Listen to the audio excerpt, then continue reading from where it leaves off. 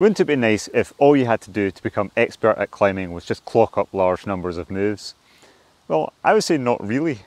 For one thing, if it really was like that, it would preclude rapid improvement in climbing, and the best climbers would just be the ones who were able to just keep trucking for longer than everyone else. And so climbing would become this kind of boring exercise in slavery to meters or moves climbed, 10,000 hours to success, just a counting exercise. But thankfully, getting better at climbing isn't like that at all. But a lot of climbers approach training as if it were. They try to approach training climbing technique in the same way they would train aerobic endurance or gaining muscle mass. And I think that's a mistake. If you understand that technical learning doesn't work like that, then I think you have an advantage over lots of other climbers. Climbing and lots of other complex skill-based sports are way more exciting than just a move clocking exercise, since the number of moves plays only a partial role in the rate and also actually the extent of your improvement. The central role, in my view, is played by experiments. So consider the question of how to use a foot on a foothold on just one single move. You've got several interacting variables to play with. You've got the positioning of the foot on the hold, you've got the amount of force that you can use, you've got the direction of force that you apply, and also the timing of that force application.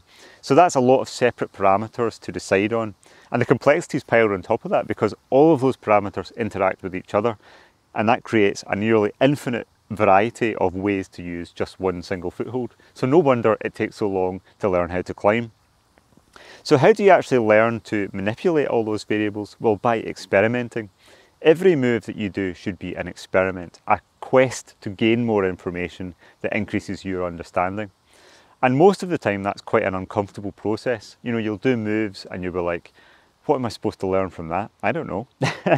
It requires you to use your imagination and your judgment, and it requires you to be able to tolerate both the uncertainty and also being wrong most of the time. That's the nature of experiments. Now that doesn't mean that you have to abandon intuition and climbing spontaneously. All it means is that you don't have to completely outsource your thinking to intuition, and if you do rely on intuition, then try to take away something concrete from each move that you do that you can hold on to as learning, and that will help you to better predict how a move will work next time. This process is so fundamental to training for climbing that I would say it's arguably the most important training exercise that you can actually do. And for that reason, it's not something to do as a drill here and there, to schedule into your session like you would a hangboard session. It should be going on 24/7 and not just in your climbing time.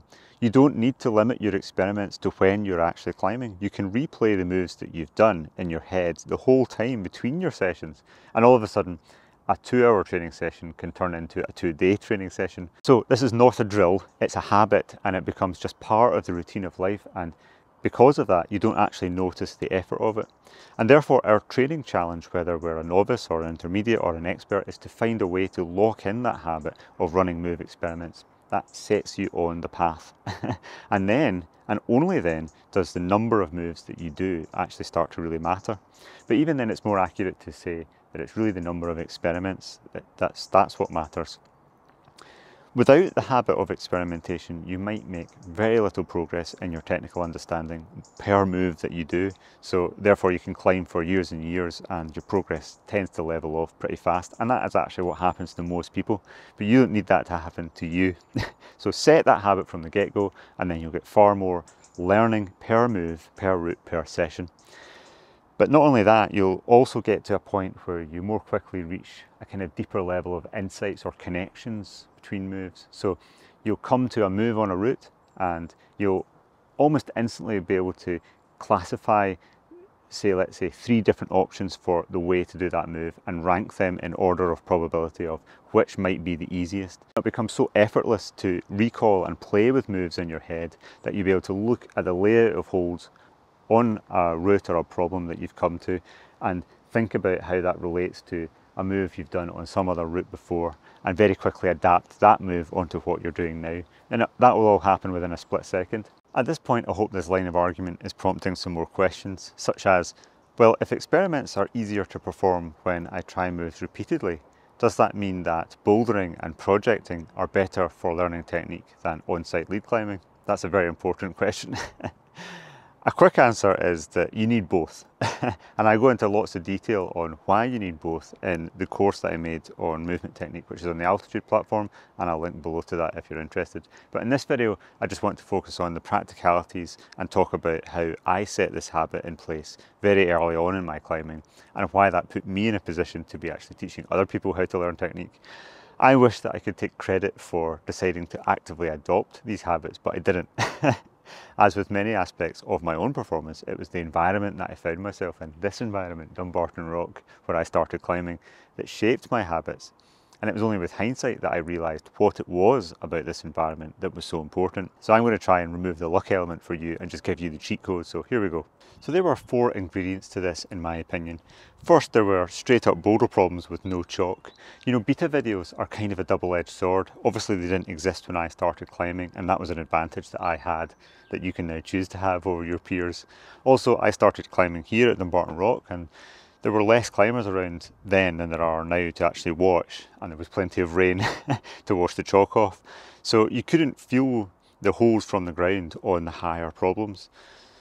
The second part of it was that there weren't any bouldering mats, so you couldn't stack up your bouldering mats to feel the holes before you actually tried the problem, and landing on broken glass and rock actually hurt.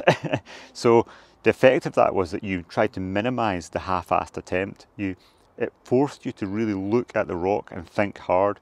How can I use that hold? Is that a hold? Can I reach that hold from that hold? Etc, etc. The more information gathering and planning that you did from the ground, the better the climbing was. And then there was a further advantage of no one being around. There wasn't anyone around to watch my failed experiments. You know, I'm a much more experienced climber now, and I know not to let fear of looking silly get in the way of my experiments because they're so important. But when I was 15 years old, the fact that no one was watching me have these failed experiments kind of lowered the barrier to trying them in the first place, you know, trying more imaginative options. So I just fell in the mud over and over again, and I didn't care, and neither did anyone else. The final ingredient was the fact that real crags don't get reset. Now you might think of that as a downside, you know, fresh setting in the climbing wall means that there's new moves to try, and that's a good thing.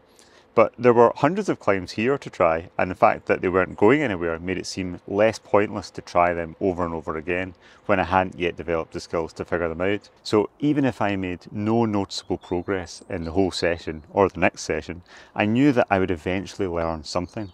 And I quite quickly realised that if I really did use my imagination, I would figure out how to get higher. And you might think that no chalk and no beta and high problems would be hurdles to learning technique, but that's actually exactly why they work. They just force your brain to do the heavy lifting, and they make climbing truly engaging. So it's not just look at your phone, tack, tack, tack, do the climb. So all of that stuff was important, and it got me on a path almost from day one that almost guaranteed that I would learn to climb well. You know, I could hardly fail, and that's what you want from a training program. But there are many more layers to a climbing progression. The layer that I've described in this video, I expand on in the first couple of chapters of my new book, Moving the Needle. And I'm actually in Dumbarton just now because I'm on my way to Glasgow to watch the book come off the printers, which is kind of exciting. The other chapters deal with all of the good decisions that I stumbled into after that, which got me from slipping around on boulder problems to the first descent of the hardest trad route in the world about 12 years later. And if you'd like to learn more about those, well, the book's obviously almost ready. I should have it in a few weeks' time. Since my visit to Glasgow to watch my book being printed, I've been really busy preparing for its launch. And since then, the books have arrived with me, and here it is. A few folk have commented on the subtitle of my book, How an Average Climber, the average climber being me, can do the hardest trad route in the world. One of the reasons that I felt I needed to write the book was to emphasise that only a proportion of high-level climbers got to that level quickly. They do exist. Like, there are definitely young athletes who just seem so well cut out to be brilliant at what they do, and they get to a high level quite fast. But there are also those who start and remain pretty unremarkable in their level, but can still get to a high level in the end, and that's usually because of changes they made to either their environment or their behaviour, and usually both. You know, training decisions basically, but I'm not talking about tweaking their bouldering sessions or something like that. It's more fundamental things that are often left out of training programs. I was average for a long time, but I didn't stay average, and I don't think you need to either, because you could change a few habits and elements of your environment or your behaviour and completely change the direction of your climbing, as I eventually did. I only actually started writing about my climbing after I'd already done the hardest trad route in the world, and I've become increasingly conscious that if you only know about someone after they stopped being average, then it might be difficult to appreciate what their evolution as a climber was like and how that evolution took place. And so I wrote a book about it. As far as objectivity allows, I've put in the book what I think were the decisions that I stumbled into, or the influences that I had, or the places that I put myself that brought out potential that I just never dreamed that I would actually had. Most of it was just good fortune, and it was nothing that was either expensive or rare, so you could replicate any of it. But if it was that easy, why don't more people get to outlier grades in climbing? Well, there's lots of reasons, and I discuss many of them on this channel, but a big one is definitely to write yourself off as average, or to write off elite climbers as inherently different from you. I made that exact mistake myself, which I regret. I set my lifetime goal as climbing E9, and that was at a time when there weren't any E9s in my country, and I just thought it was this ridiculous stretch goal. But in fact, it was completely wrong. It was a ridiculous underestimate. That's the kind of amateur mistake that an average climber like myself would make, and that I'd like to help you avoid and not learn the hard and the slow way like me. So I hope you enjoy the read if you haven't seen it. And the book's available now, and there's a link below, and we'll see you in the next episode.